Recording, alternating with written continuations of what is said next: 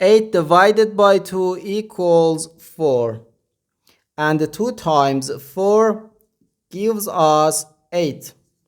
So 8 divided by 8 is just 1.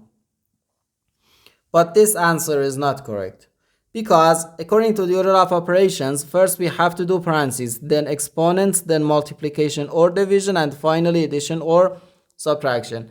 Remember that multiplication and division have equal priority and we have to work from left to right. And the same applies to addition and subtraction.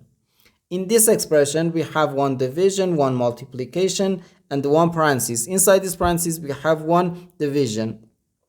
Here we have a multiplication because in mathematics when a number is placed next to parentheses, it means multiplication. And we usually don't write the multiplication sign for brevity. Okay, so according to the PEMDAS, first we have to do this parenthesis, then this division, and finally this multiplication.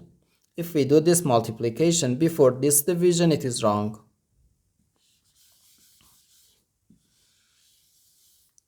So first we have to do this parenthesis. Inside this parenthesis we have 8 divided by 2, which equals 4. So 8 divided by 2 then times 4. 8 divided by 2 then times 4. Now we have one division and one multiplication. As I said, multiplication and division have equal priority and we have to work from left to right. So here first we have to do this division.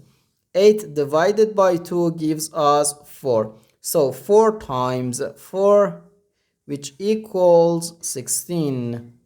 And this is our final answer to this problem. The correct answer is 16.